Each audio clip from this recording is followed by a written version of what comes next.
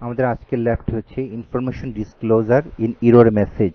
এটার পরে information disclosure আমরা জানি ওএসআইএফ মডেলের একটি অন্যতম ভালনারেবিলিটি, এবং এই ভালনারেবিলিটি আপনি যদি বাগ সাবমিট করেন আপনি বেশ বড় অঙ্কের ডলার কামাতে পারেন। তো আমরা কথা না বাড়িয়ে আমরা কাজ শুরু করি। অনেক সময় এমন হয় যে আমাদের ওয়েবসাইটে যে ইউআরএল অ্যাড্রেসটা থাকে, ইউআরএল অ্যাড্রেসে আপনারা দেখবেন সমান সমান দিয়ে কিছু প্যারামিটার থাকে। সেই প্যারামিটার আমরা যদি টেম্পারিং করি অনেক সময় আমরা আনইউজুয়াল কিছু ইনফরমেশন পেয়ে যাই, যে ইনফরমেশনগুলো দিয়ে আমরা ইনফরমেশন ভালনারেবিলিটি চেক করে দেখতে পারি। তো এটা দেখার জন্য আমরা আমাদের ল্যাবে চলে যাই। এখানে অ্যাক্সেস ল্যাবে আমরা ক্লিক করছি। ক্লিক করার পরে আমরা এই একটি ল্যাব খুঁজে পেলাম। এখন আমাদের ল্যাবের আমরা যে কোনো একটি প্যারামিটার আমরা সার্চ করি। মনে করেন আমরা এই প্যারামিটারটাতে ক্লিক করলাম।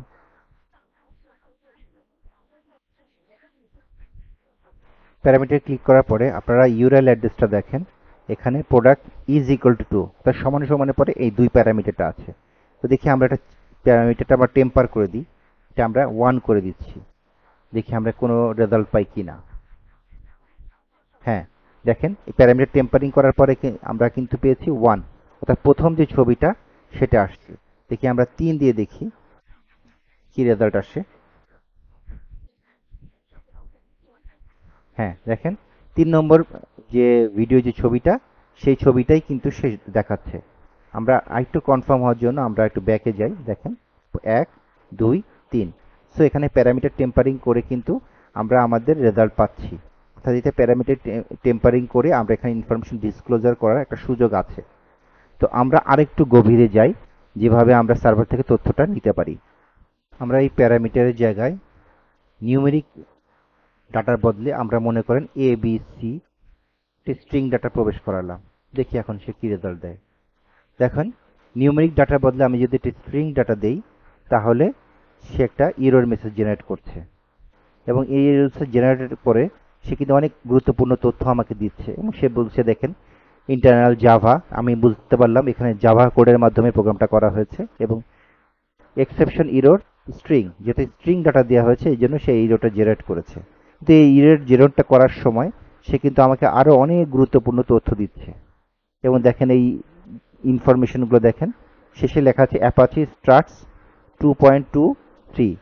এটা একটা গুরুত্বপূর্ণ ইনফরমেশন। আমার এখানে অ্যাপাচি সার্ভার ইউজ করা হয়েছে, সেই অ্যাপাচি সার্ভারের ভার্সনটা বলে দিয়েছে। তো আমরা দেখতে চাচ্ছি যে এই অ্যাপাচি সার্ভারটা ভালনারেবল কিনা। হ্যাঁ, দেখেন প্রথম রেজাল্টই দিয়ে দিয়েছি অ্যাপাচি স্টার্ট ভার্সন, যেটা এটা ভালনারেবল, এবং এটার ভালনারেবল ইন্ডেক্সও দেওয়া আছে। অর্থাৎ আমরা যেটা পরবর্তীতে ব্রাউজ করি আমরা দেখতে পারবো এখানে অনেক ভালনারেবিলিটি, এটাকে পেইন্টেশন কিভাবে করা হয়েছে, অনেক প্রসেস বা প্রসিজিওর এখানে দেখানো আছে। সো এই যে জিনিসগুলো অ্যাপ্লাই করে আমরা পরবর্তীতে এই সার্ভারটাকে হ্যাক করতে পারবো। সুতরাং এটা কিন্তু বেশ বড় একটা ইনফরমেশন ডিসক্লোজার ভালনারেবিলিটি। তো এইভাবে আমরা এই প্যারামিটার টেম্পারিং করে কোনো ইনফরমেশন ডিসক্লোজ করতে পারি, এবং এটা বাগ হান্টিংয়ে বেশ গুরুত্বপূর্ণ একটি কাজ। এখন আমরা ওই আমাদের ল্যাবের সূত্র অনুযায়ী, ল্যাব বলছে যে আমাদের এখানে এর ভার্সন নাম্বার যেটা আছে এই ভার্সন নাম্বারটা বের করতে। সুতরাং এখানে আমরা যে ভার্সন নাম্বারটা পেয়েছি এই ভার্সন নাম্বারটা কপি করছি। এটা কপি করে আমরা আমাদের ল্যাবে ব্যাক বাটনে ফিরে যাব, সাবমিট সলিউশনে যে এই আনসারটা পেস্ট করছি, ওকে দিচ্ছি।